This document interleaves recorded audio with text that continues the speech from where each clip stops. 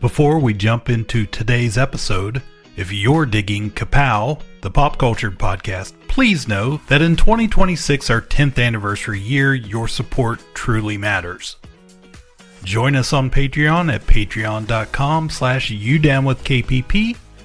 Memberships start at just $1 a month and help us bring you even more KPP.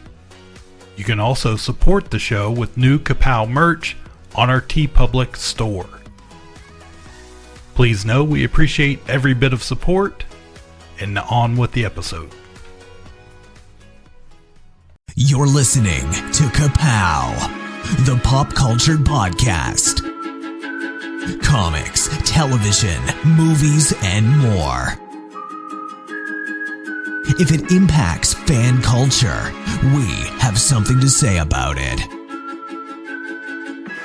And now, your hosts, Jordan, Cliff, and Seth. Hey, everybody, welcome back to Ka-Pow, the pop culture podcast. How the heck are you? My name's Jordan Lowe. I'm Cliff Barnes. Seth. I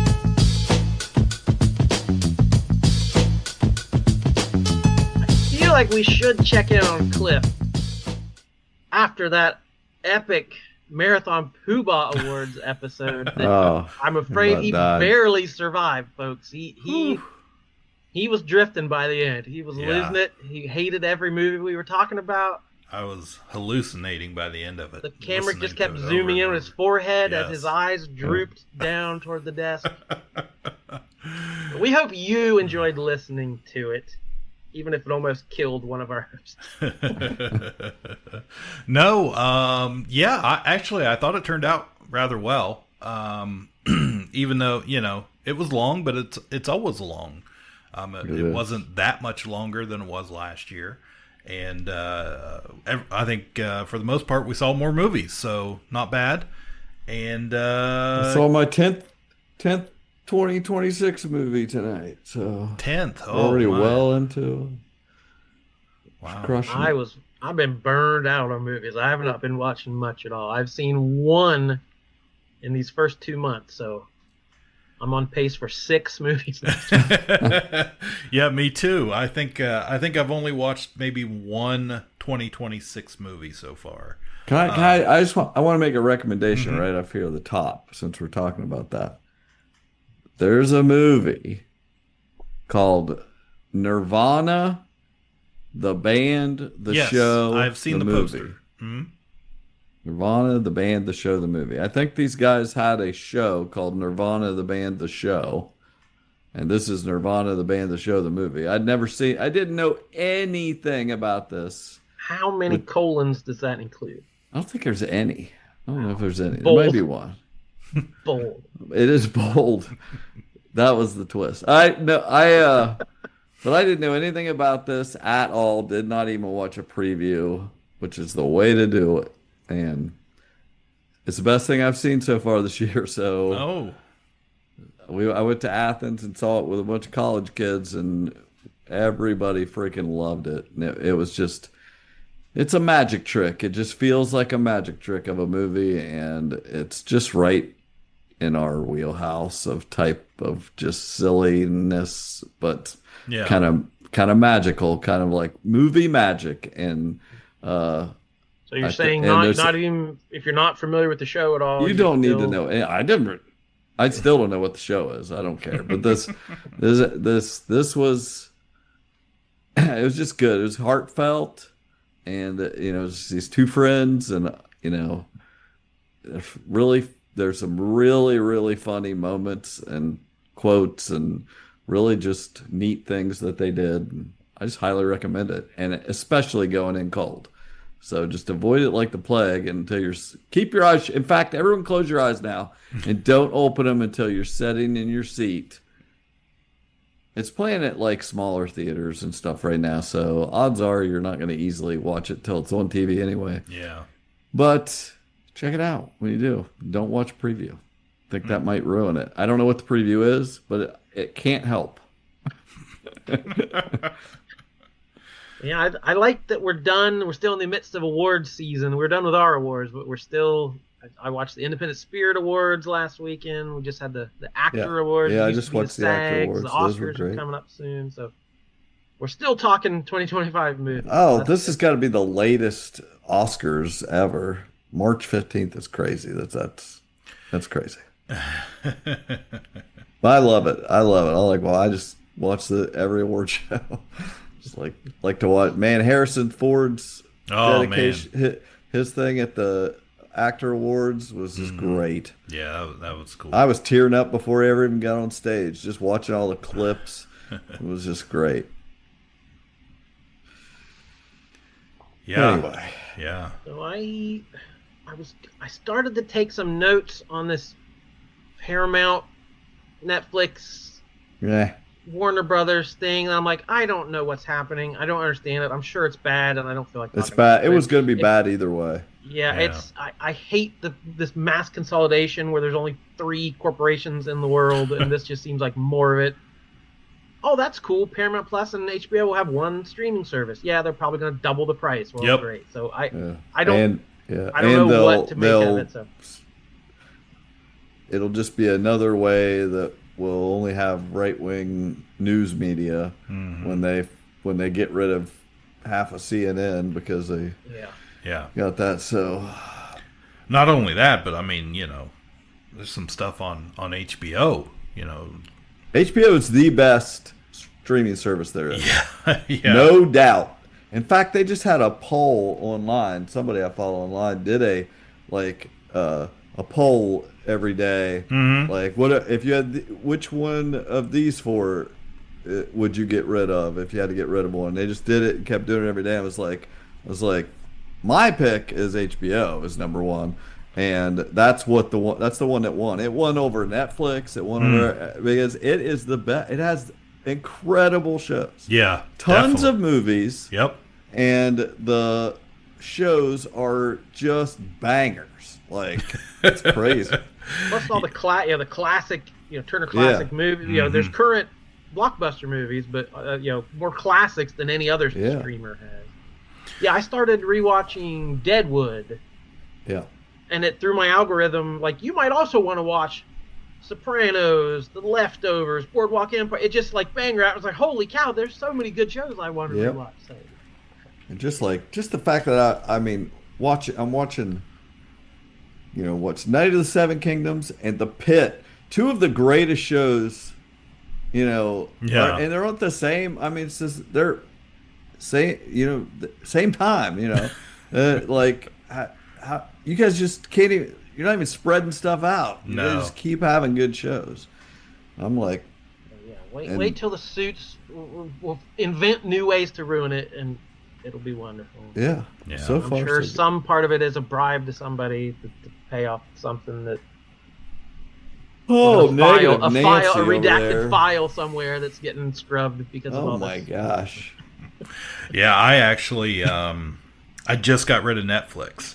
I got to ride to Cleveland with him. Next week. Good luck. He's like fire and brimstone. Yeah, I just got rid of Netflix just because, I don't watch that much anything on Netflix anymore. And my wife and daughter seem to, they like the idea of having it. But I'm like, we have so many.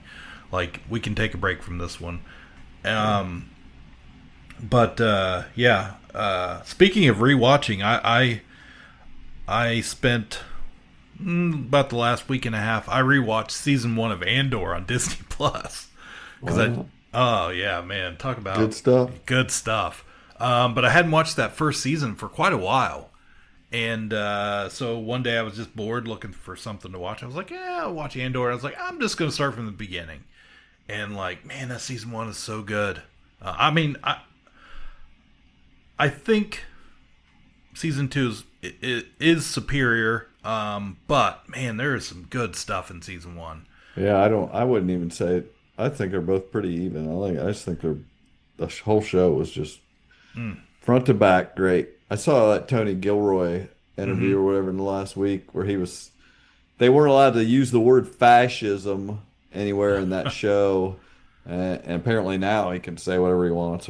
But He's like, we literally just got a Fascism for Dummies book and just did things out of it.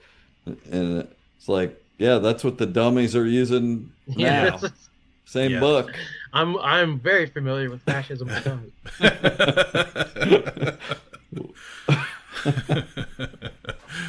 Yes, indeed.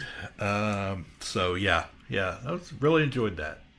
I did. So it was funny. We had some friends over. You know, it's just Alicia and I most of the time, and it was Valentine's Day actually, and we were just sitting at home. We weren't doing anything. Didn't have any plans, and so we had texted friends of ours, and they weren't doing anything either.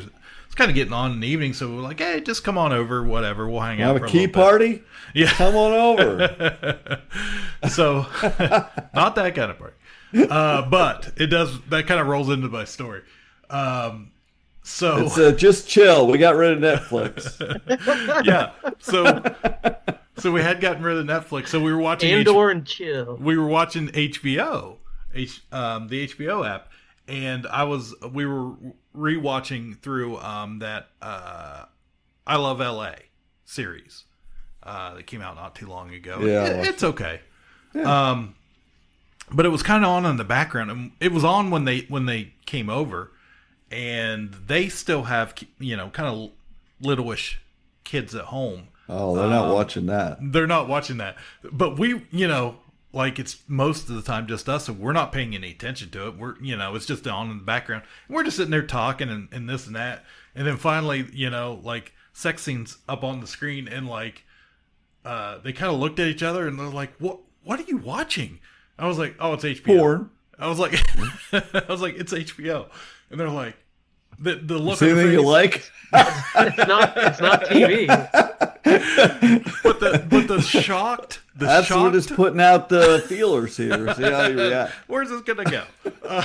But the shock on their faces was hilarious, because we just kind of laughed. I was like, we don't have any kids. I was like, we just watch whatever we want, like whatever. And see something else. And my buddy, he was sitting in the other sofa, and he kind of looked at me. He goes, "Oh, how European of you over here!" And it cracked me up. I was like, like how easily we get adjusted to not have, our kids are grown anyways, but not having those little kids around. It was just like, oh yeah, duh, you got little kids. Welcome to HBO. Yeah. Oh, that's funny. Before we leave movies altogether, I have pretty cool movie news this week. Save Martha! Local writer James Patrick's second comic book series being optioned for a film, Astronaut Down. 2022 Aftershock story by the artist was a Spanish guy named Rubin. It's his just one name artiste handle. So picked up for a movie deal with Netflix. Kaiju Score, his last one. Cliff's not gonna. I'm not gonna watch it. He's not gonna see that. No. We're all gonna have to resubscribe to Netflix. Sorry. That's what I wondered, if he would be able to do some kind of streaming, or I don't know how that. Oh, wouldn't that be cool? That'd be cool. If he could do some local thing. If we only had a theater. Yeah.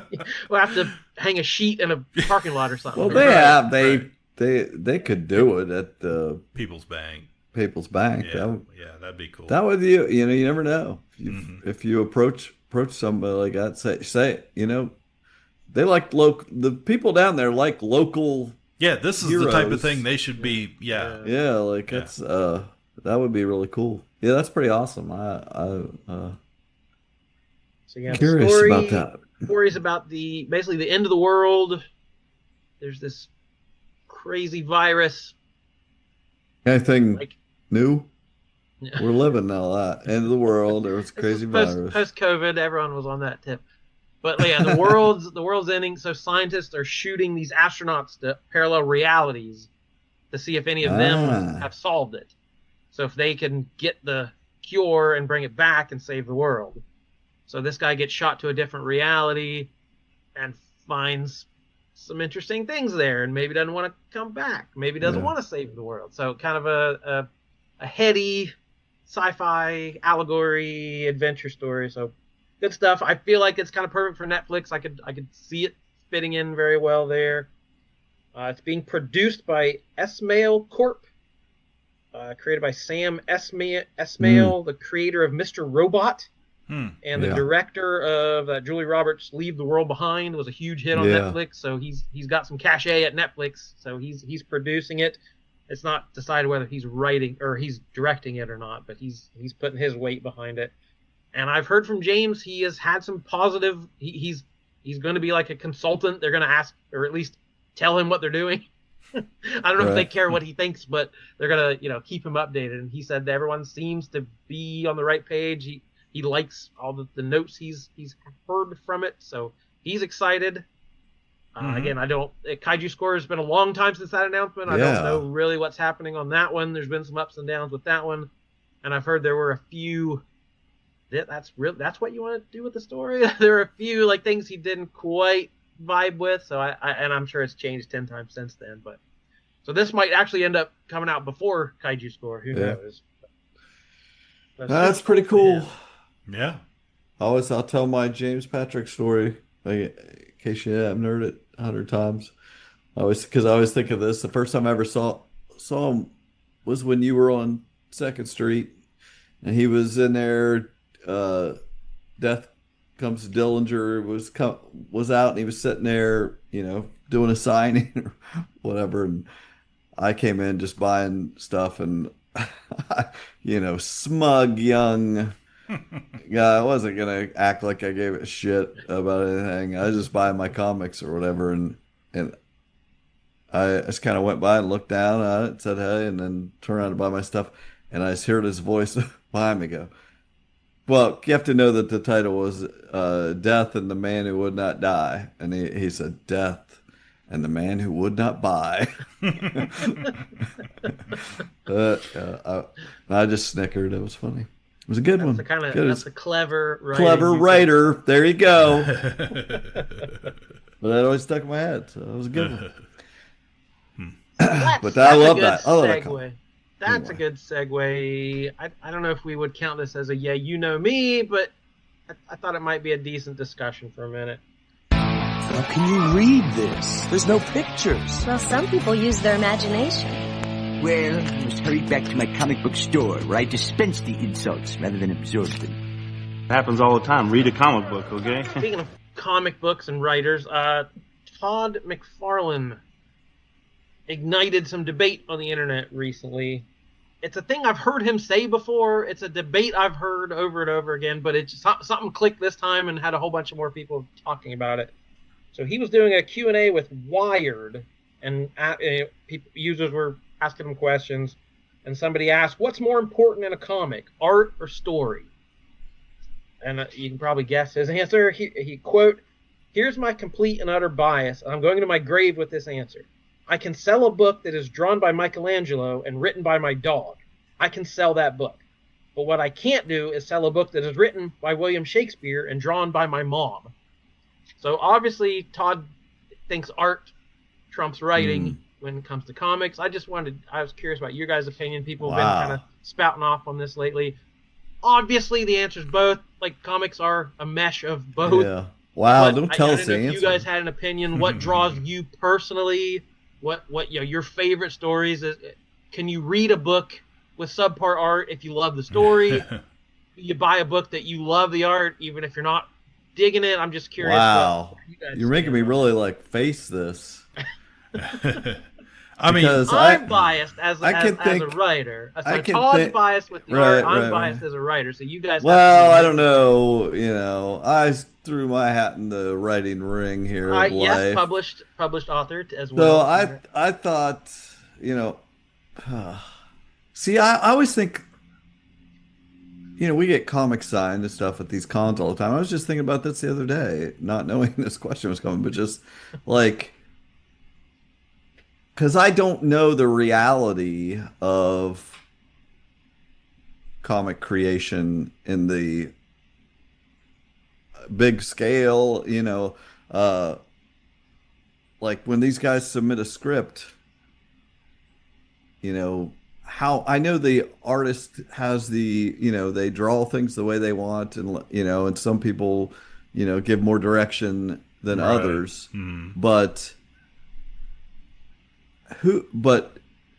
the actual idea, anybody can get an idea, but the actual story was created by the writer. It comes from them, and then yes, it can become a whole nother thing with the artist, but ideally, usually the writer wants the artist to enhance it, but put what they're picturing on the page, maybe, hopefully better than they're picturing, but it's still their story, and it is the story. What I know, this isn't necessarily your question, but I'm like who's more important? I always lean the writer, but then I don't want to read something that doesn't have the art, doesn't is not beautiful. That is equally important when in consumption, and I think of like all these, I collect board games and stuff, but there are so many neat ideas for board games that I do not care about if I do not like the art, or the theme.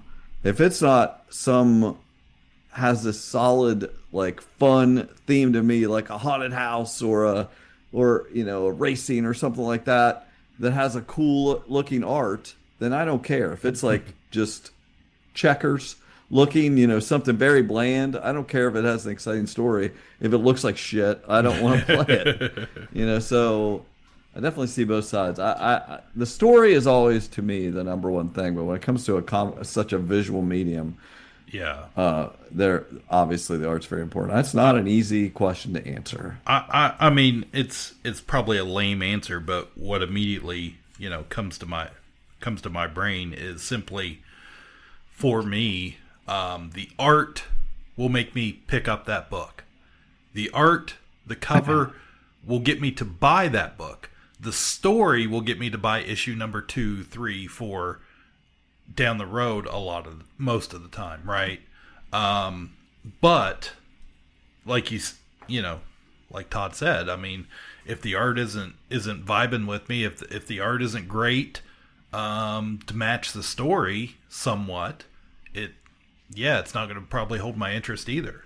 So, but yeah, I mean, absolutely, the art is what gets me to pick it up. I agree with that. I agree with that 100%. Where like, issue 1 is easy to sell. Like, right, you can get somebody to buy issue 1, but what brings you back for issue 2? To me, it's more often story.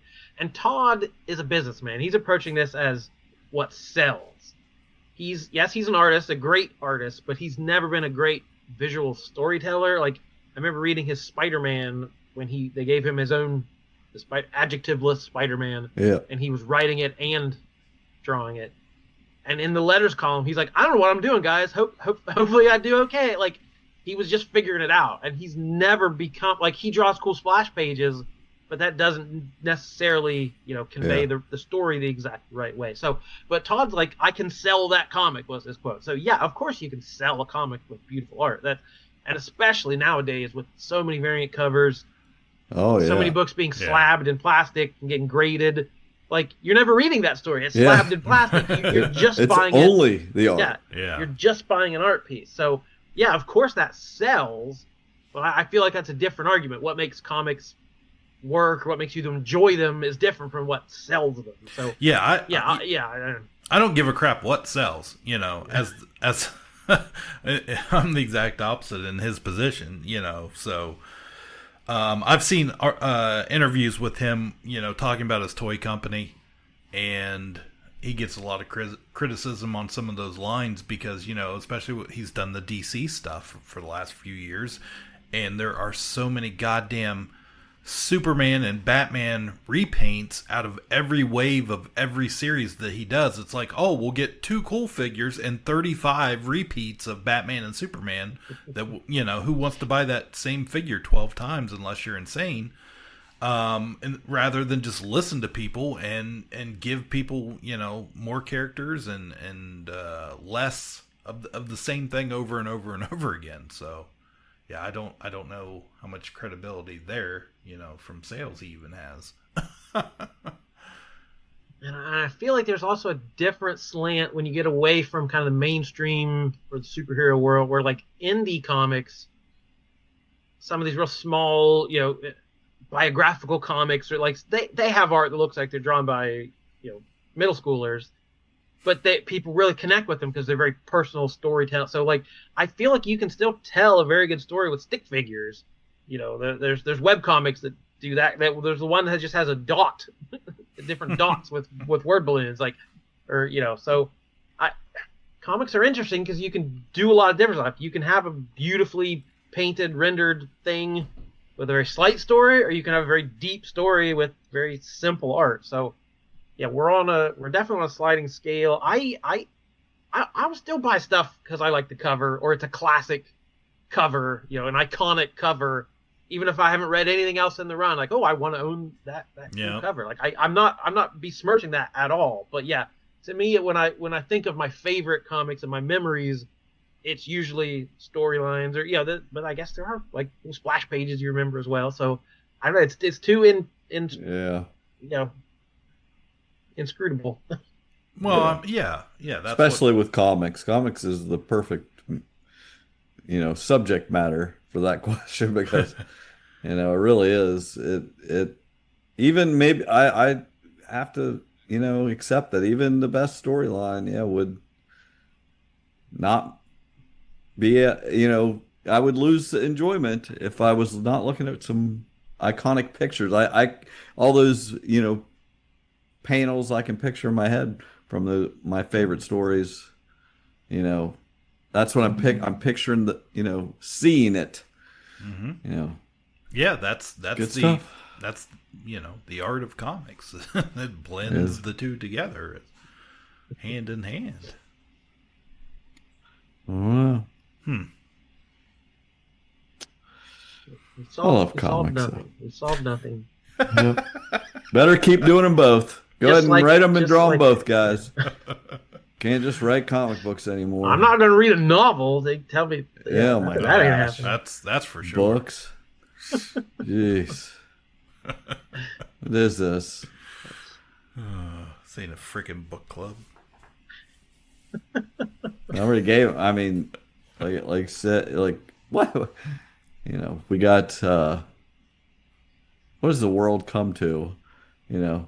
The thought we're like cringing at the thought of we're joking. Like I read books all the time, but it's like there was that time when people would read books and people would go, oh, look at them wasting their time, their day away reading books. What a waste! And then it was like when we were growing up and we're watching movies and stuff. It's like, look at you, waste your time watching movies. Go read a book. You need to read a book. And now it's like, look at watching clips of movies on TikTok. Watch a movie. Can't you just sit down and watch a movie? I can imagine my son telling his kid someday, well, could you not just sit down and watch a TikTok?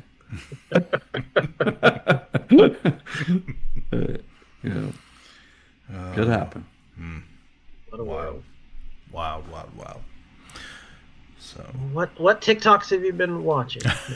I don't know. Cliff sends a lot. I didn't really click on any of them, but they're there, for your grandkids someday. All right, how about some TV? You've just crossed over into the Twilight Zone. Live from New York, it's Saturday night!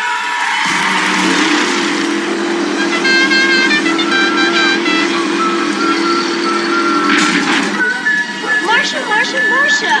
Fucking right, yo. Yo, come on, Omar's coming, man. I'm Prison Mike. You know why they call me Prison Mike? Beavis, Please sit down. Are you threatening me? I am Cornholio. First sign a youngster's going wrong, you got to nip it in the bud. Nip it. And I'm sitting there with Woody, and I turn to him and I go, boy, these pretzels are making me thirsty. Picture it. Sicily, 1939. What you talking about, Willis? Won't you please? Please won't you be my neighbor? My neighbor. Good afternoon, everybody.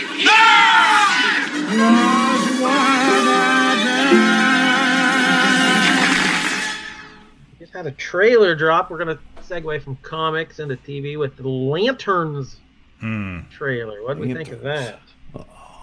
On HBO? 8 episodes in August on HBO, if it still exists in August. True. Yeah. Yeah, I I don't want to know too much, and I wish they wouldn't have showed anything at this point, because I've been excited for this show for probably since they announced it, and I'm sure it's HBO. I'm sure it's probably of good quality.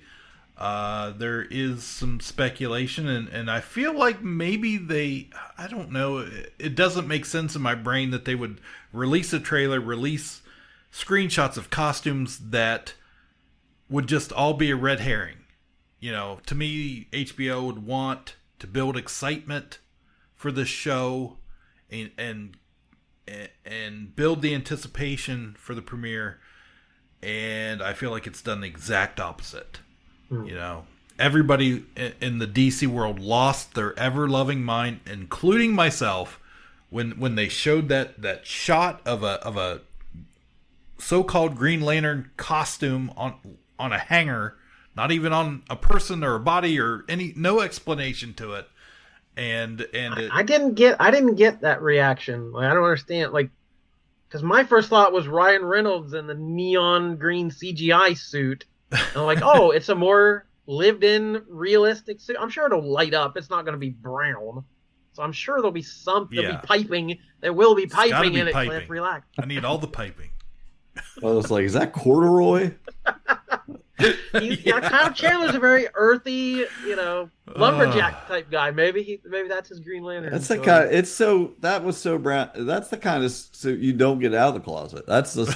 we're just gonna let you look at this right here. But most of the time, I'm gonna be in my Carhartt jacket, flying around. Like it feels like a step back to a leather jacket X-Men thing where we're just too afraid to do it. We're past that, people.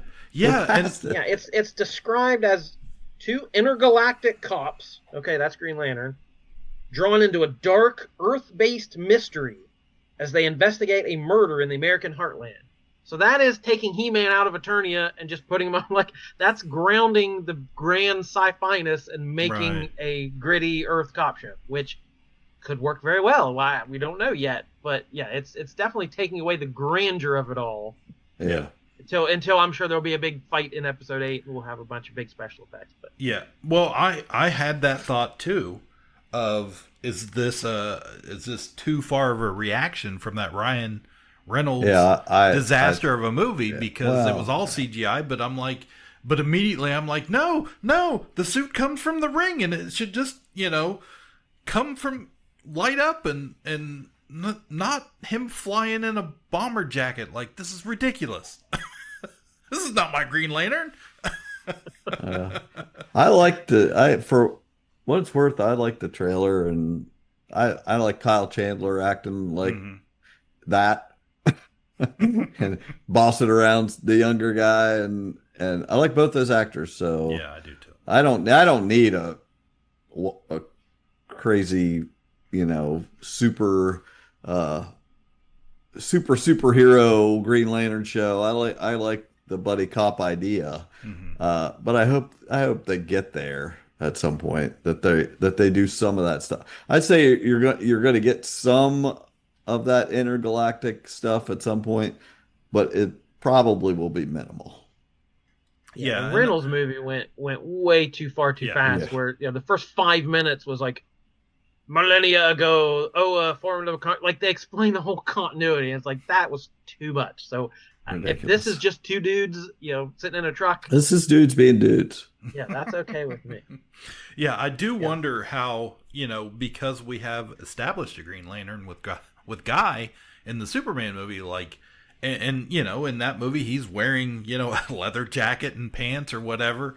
So, what do you like? Okay, I prefer this, at least the concept of this, to the Guy Gardner, because I don't like the super silly, like, he's too silly for me.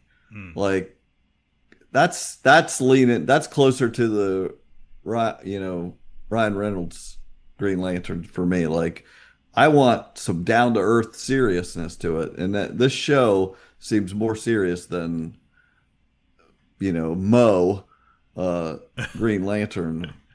Well, I mean, Guy is. I know that's the character. Yeah, that's that character, but that's the only Green Lantern we've had. In this new thing. He right. It is, and there's a reason James Gunn went that way, because that's his silly vibe. Right. Sure, but also James Gunn is in charge of all of this stuff, so I feel like it had to pass. Yeah, for now. It had to pass muster, though, with him and his vibe or whatever, I suppose. But yeah, I mean, the Guy Gardner character, that is part of my favorite Justice League. The JLI stuff. I love that stuff. I love that he's an asshole and sarcastic and just a jerk, because of the way it plays off everybody else. That is not that. So, Hal and Jon Stewart are two totally different characters. I get that. But I feel like there should be a little space cop stuff in there too. So. And this may be why we all worked so well together. Is like, I feel I'm in between those two opinions where, like, yeah, this could be fun. This could be cool and gritty. But then, like, I didn't like the cussing. Yeah. I'm not a prude about it, but it's like it seemed like, look how grounded and gritty we are. We're saying cuss words. It's HBO. We can get away with it. It didn't seem necessary at all. Like, why can't you just do a superhero? Like, Superman was fine at PG-13. Like, what if Guy lives in that world, how does he come to an R-rated world? If you go over to Cliff's house and he's watching this, are you going to tell him he's too European because they're cussing? This is HBO. We got to go there.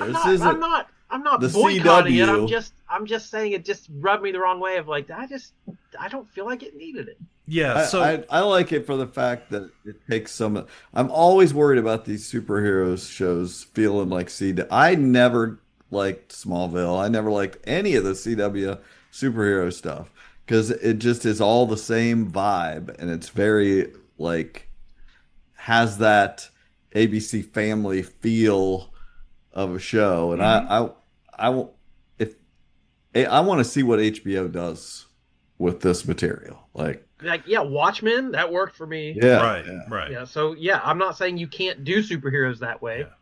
I think my fear of with DC is because I did love Superman and the campiness of it, but I don't. On the other hand, I didn't like the Batman movie.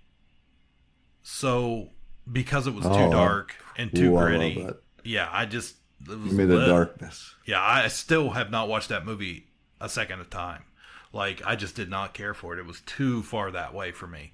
And so, yeah, I mean, I feel like it has to play somewhere in between those two. But yeah, it's probably great. I'll probably love it. He just comes in with his ring and spits the suit out of his ring and hangs it up. Right. It gets wrinkled in the ring. Yeah, and he says that. He says, too goddamn wrinkled in this ring. So I am curious to see if they are the only.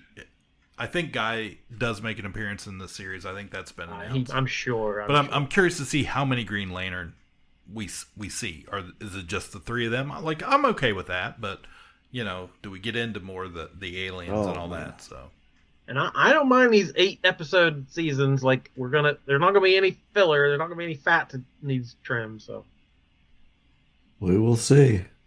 So yeah, it's Aaron Pierre is Jon Stewart that we liked in that Netflix movie. Yeah, Rebel Ridge. Ridge is really excellent. He was great. Kelly McDonald.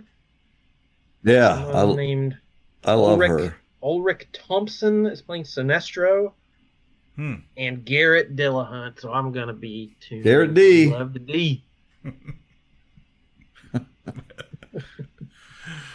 All right, so a similar comic show was just out. I assume everybody watched Wonder Man on Disney Plus. Yep. Oh, have we not talked about that? Cool. No, we've been off forever movie watching for a while. Yeah, I watched it. Very light on superheroes, just like we were talking like this show. Lanterns might be. So this was almost a sitcom-y sort of thing. Very tangentially tied to the Marvel Universe. So not one of those, you got to do your homework kind of shows to enjoy. I liked it. I thought it was solid. It was very different. It's like nothing they've really ever done before. I looked up. This says this was the 17th TV series connected to the Marvel Cinematic Universe from Marvel Studios. Part of Phase 6 and released under the Marvel Spotlight banner. So it's not, I don't know and what the difference on those branding is. What was I remember really complaining about the Marvel Spotlight show they did. And this one is right. This is right. Like, I felt like this really was a Spotlight. Even though you have the Ben Kingsley. What was it? The man thing? Was that the first Marvel Spotlight? Werewolf by Night? Or Werewolf by Night. Yeah. No, it's something else. I don't remember. Something that I really felt like. I don't think it was that long ago. Whatever it was. Anyway, I don't want. Oh, was it that Echo show? Yeah. I think that's it. Was it? Yeah. You had to know so much. Yeah. You could not. It was not a Spotlight. Anyway, this except I mean there was history with the Kingsley character. All the Iron Man stuff. So there's still things would have helped to have known, but you really didn't need to know much. This was pretty tight just on those two characters. And I had been warned, I think I told you guys offline, that if you hadn't seen Midnight Cowboy before seeing this, you should watch it. So I had never seen Midnight Cowboy, and I watched it thinking, and I do think it has some of that in the show. But I thought they were telling me, oh, this is kind of the vibe of the show, is Midnight Cowboy, and it is a little, but no, the guy was warning because they literally just spoiled the end of the movie in the first episode. Yeah. I was like, well, I'm glad I watched it because that is the end of the movie. Yeah, Hollywood, very in, what do you call that? Inside baseball, Hollywood actors getting movie deals and going on auditions. So what, like almost like the studio show that's winning all those awards. So like one of those sort of shows, but with superheroes. So yeah, that's good. Yeah, there are people who don't like that Trevor Slattery character because he's a joke, but like. I thought that was a clever every time idea. he comes back, you flesh him out a little more, and Ben Kingsley is so good.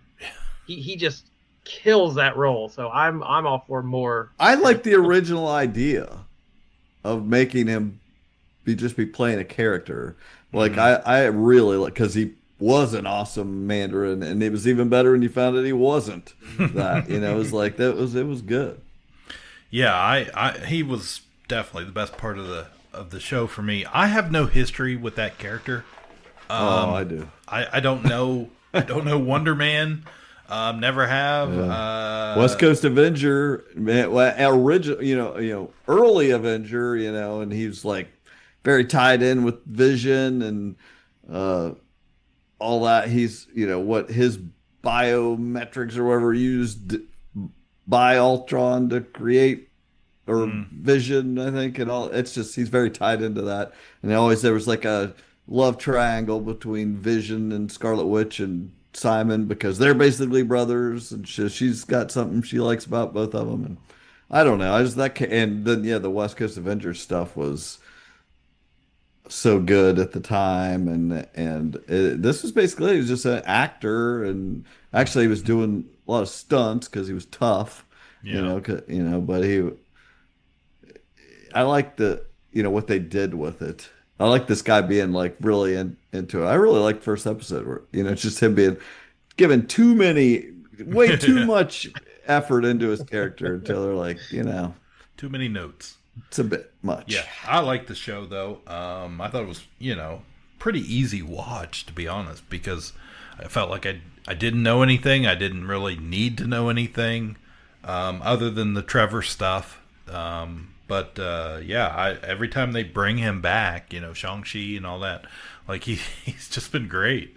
So I could see people not enjoying it because it wasn't superhero-y enough, or it wasn't, it didn't build on the Marvel universe anymore. But we've said this a million times, like we could do we've done a horror story, we can do comedy, this is, relationships and slice of life, like that works within this framework within Marvel too. And Wonder Man's, again, like you said, it fits his comic origin enough, being the Hollywood guy, but he's outside, he's not being recruited by the Avengers or anything. He's just a guy right now. I'm sure at some point maybe he'll join the broader world, but I don't know. I like expanding what we've seen so far. Yeah, I did. I had a friend that told me he didn't like it because he's like, I just like the superhero-y stuff. I just want to see superheroes, and this show wasn't that. And I was like, yeah, but it was, it was good.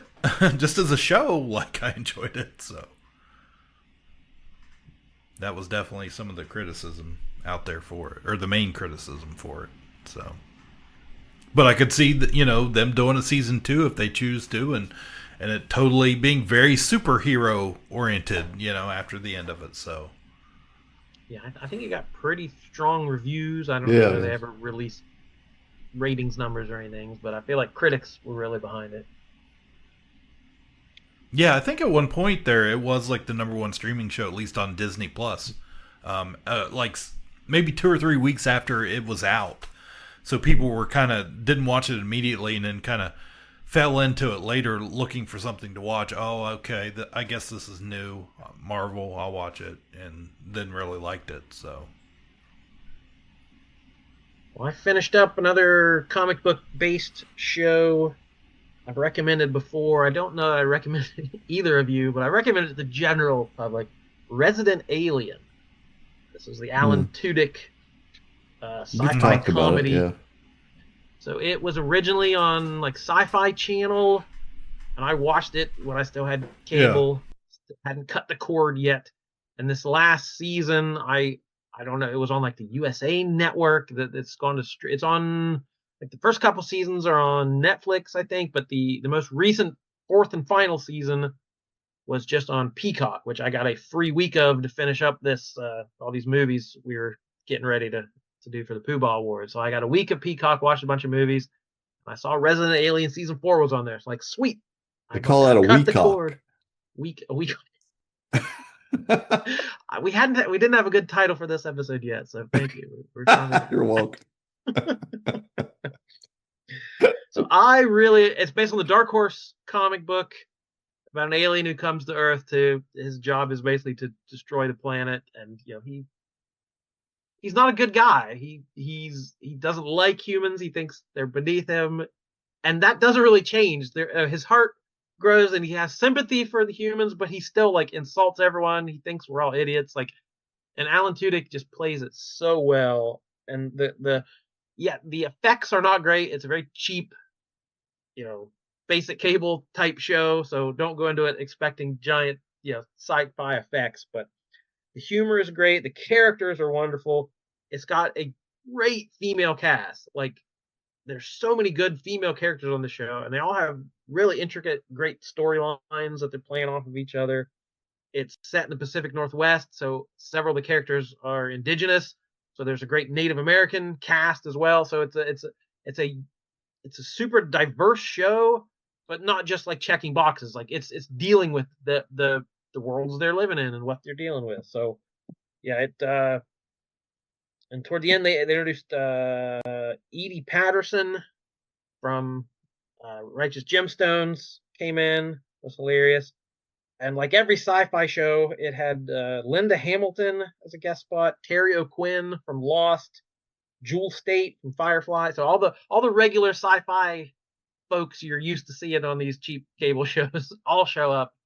And it really nailed the ending. It was a really good, sincere, warm ending that I really enjoyed as well. So I said it when the show first premiered. I thought I had talent, or I had potential, and I think it paid it off after 4 seasons. So wherever it ends up streaming, it's out there somewhere. So one of these days you might jump in and maybe I'll get to it. Right now I'm watching season, I think 38 of The Simpsons. I haven't watched The Simpsons in a million years. Wow. You were like. I haven't either. I've never been a big Simpsons guy. Well, I was too old for it. I think when it came out, I wasn't home watching TV. I was out. And so I just wasn't. I like it. Simpsons fine. It's The Simpsons, but I wasn't obsessed with it like so many people were and are. But anyway, I hadn't watched it in years. Definitely not very often anyway. And they had a new season. It's on Hulu. And I was curious what The Simpsons is now. Yeah, you didn't do a rewatch from season 1 or anything. No, I didn't. No. I was I want to know what a season of I've watched 7 episodes maybe so far. I think did they just have their 800th episode? I feel I saw that. That's what the visual. That's what the card is. But what it's like. I mean, I was curious how they played with the modern day, if they even acknowledged it, what and they absolutely do. It is. There's cell phones, and I hadn't watched it in forever, and like the famous box TV that was always in the living room is now a flat screen.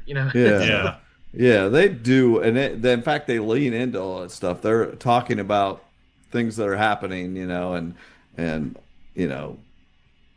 I really have enjoyed it. I there's been a couple duds out of the first 7, but for the most part they were good and interesting, entertaining, and I like the good jokes and good riffs on modern day things, to keep it fresh without being oh, we have to do the AI episode or whatever. It's still interesting and well done. So far so good. I'm gonna finish the season at some point.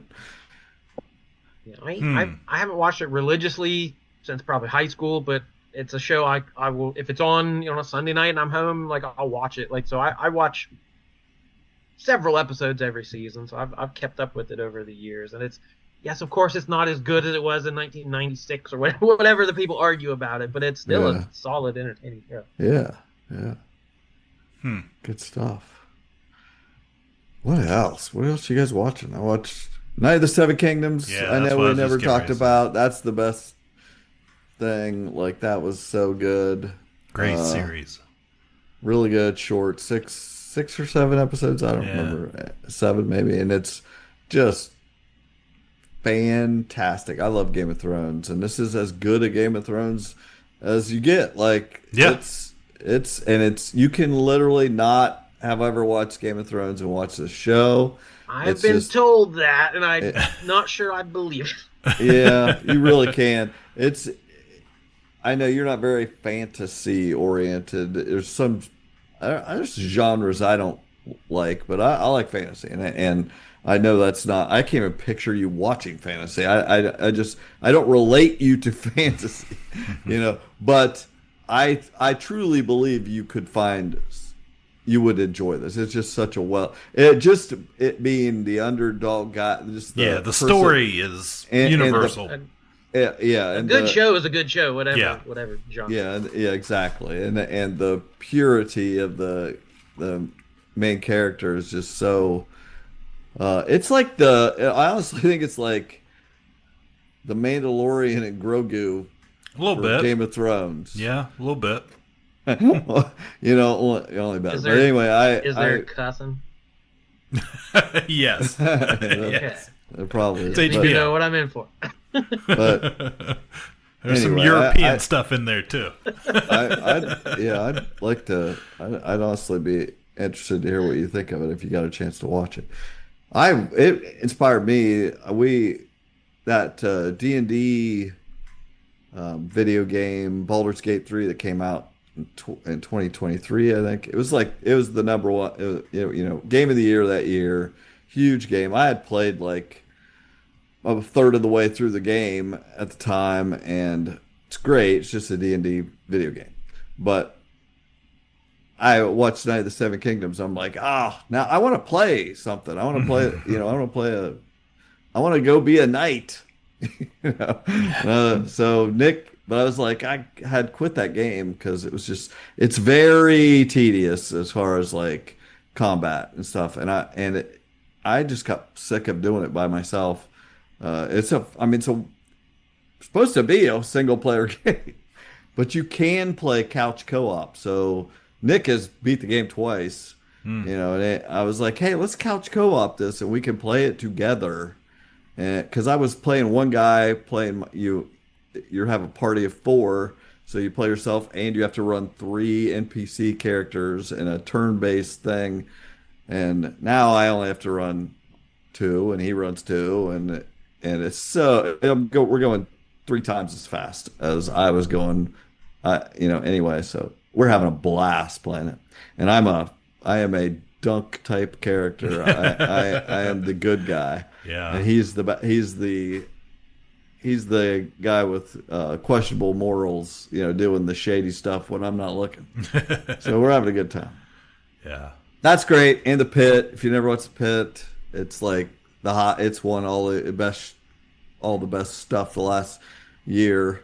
This is the 2nd season. It's just a real-time ER show. Every episode is the next hour of the day. The whole first season was one day. Second season is another day, a year, 6 months later or something. And it's like ER, only better. It's just a revamped, newer ER. It can't be. I think they originally pitched it as an ER spinoff because it's got no Wiley, but they couldn't. It couldn't be a spinoff of ER, and so it's not, but it is. And he's just like the main guy at the ER. And it's great. It's really good television. I don't know. What are you watching, Cliff? Anything? Anything else? I did finish season 2 of Fallout on Amazon. I did too. Yeah. I had stopped after 3 episodes of the first season. Okay. And I just was like, maybe this isn't for me. It's fine. And I just, honestly, I think I was just watching on my phone, watching it while on my phone. Mm-hmm. So I didn't get invested. Yeah. And I was like, our season 2 was coming out and everybody loved the first season of that. Mm-hmm. And I was like, I don't get it. I know Fallout. I should like this if anybody does. And so I went back and watched the first season and I loved it. Yeah. I was like, I was like, man, I don't know what I missed the first time, but I actually paid a lot of attention. I think that's it. Because there's a lot going on. Yeah. And, I caught myself doing the casting is so good. It is. The 3 main characters. I love the actors, and I love what they're doing. And there's, and then on top of that, Colin McLaughlin, in a mech suit, and, just all the stuff that was going on. I felt like they put a lot into that first season to tie it up. Mm-hmm. So it's a really great season. The second season, I think, suffers. Yeah, the season 2, I did much of the same thing. Like I started it, I watched a couple episodes, then I kind of took a break. And then kind of found my way back, watched a couple more episodes, and then there was a little bit of time, and then ended up, watching the rest of them after that. and I didn't, I thought season 2 was not as strong as season 1, but I thought it was good. There was almost, I think season 2, even you may need to pay a little bit more attention because there's just more characters kind of doing stuff and to keep track of people. And Kumail Nanjiani, Macaulay Culkin. Yeah, Macaulay Culkin's great in it. So I don't know the actor's name, but he was in Super Center. He was played the boyfriend. Yeah. He was. That guy cracks me what's up. her? Now I can't remember her name, but she had kind of funny name. Cheyenne's boyfriend. Yeah. yes, I love that guy. Yeah, he's pretty good in this. He is. It's got a good cast. It's a good show. Yeah, it's a strong show. Yeah, definitely watched that. Enjoyed that. Yeah. Shrinking. Shrinking. Yeah, the new season of Shrinking is happening right now, and pretty cool moment last week. If you're not caught up, I don't want to spoil it for anybody, but I'm caught up, but I don't know what you're talking about. No, there's a scene where a little bit of spoilers here. There's a scene where they have to drive Harrison Ford. So Jason Segel and his best friend are in the front, and they're in a convertible. They're driving through California, and they do. That's not a spoiler. Well, I don't feel like I don't want to spoil like a great moment for somebody, but they get into. They start. The two characters. Start they say singing. I get to pick the song. So they start doing Les Mis, and it's great. They're great, and like. And afterwards, I had watched a little story interview with it, and apparently they didn't tell Harrison Ford at all that they were going to do that. And one of them had the idea. I don't know the actor's name, but the one that plays his best friend, kind of was like, "Hey, what if we do this?" I guess. And Jason Segel was immediately. He's like, "I'm in. I know it." Like there was no rehearsal, anything. It just those two.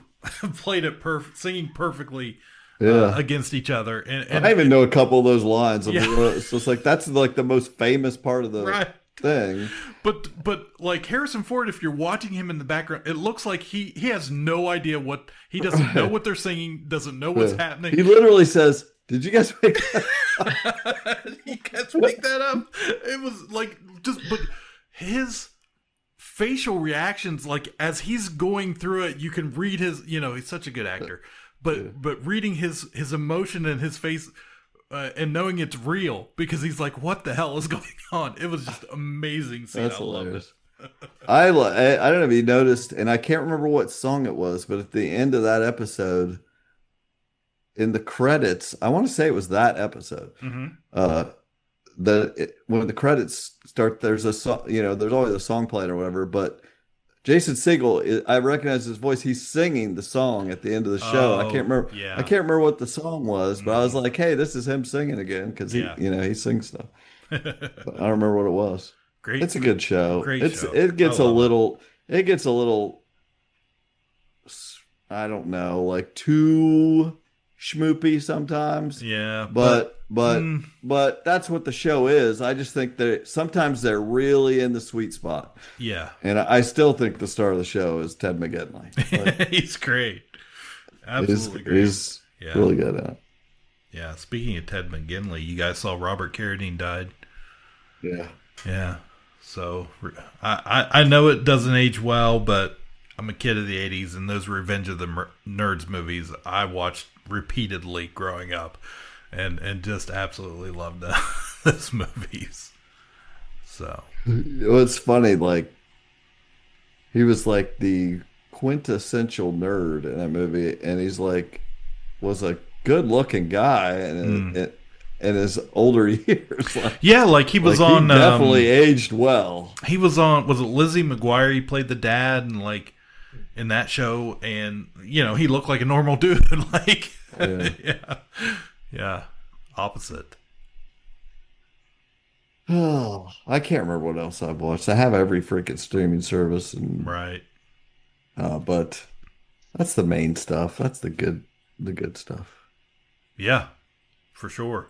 So sounds good to me. Plenty out there to check out or recheck out if you've checked it out before. Be Kind Rewind. And just in case there's any confusion, because I forgot to mention this, when I said Nirvana, the band, the show, the movie, let's be clear. It has nothing to do with the band Nirvana. Oh, spoilers. So just so you know even less of what it's about. It has nothing to do with Nirvana. And I have seen the movie, and I have no information why it's called Nirvana anything. It's never even mentioned why they call it that.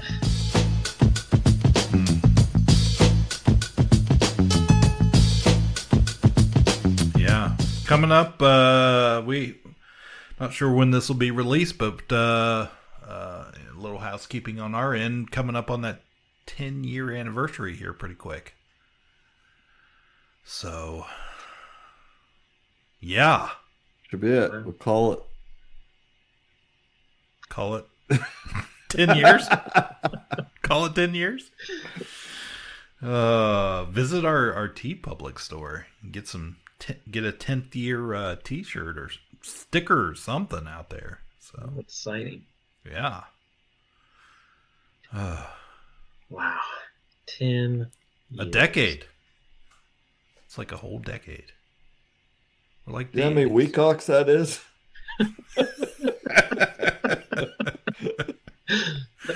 52 Weecocks a year for 10 years. Well, there you have it, folks. We will be back soon. We've got some trips coming up. March is crazy on the busy. Convention and the toy trail, so I'm sure we'll have some things to talk about. More movies, more TV, more comics, more pop culture, more of everything coming soon. My name is Jordan Lowe. Cliff Barnes. I'm Seth. Bye forever. Thanks for listening to Ka-Pow, the Pop Culture Podcast. The best way to support the show is by joining our Patreon at patreon.com/YouDownWithKPP. Catch every episode on Apple Podcasts, Spotify, Podbean, or wherever you listen, and check us out online. Stay connected with us on YouTube and TikTok for extra content, or send us an email anytime at kapowthepopculturepodcast@gmail.com. All sounds, clips, and media played are the property of their copyright holders. All original content is the property of Ka-Pow, the Pop Culture Podcast. We'll be back soon with more fun, more laughs, and more pop culture. But until then, ask everybody you know. You down with KPP?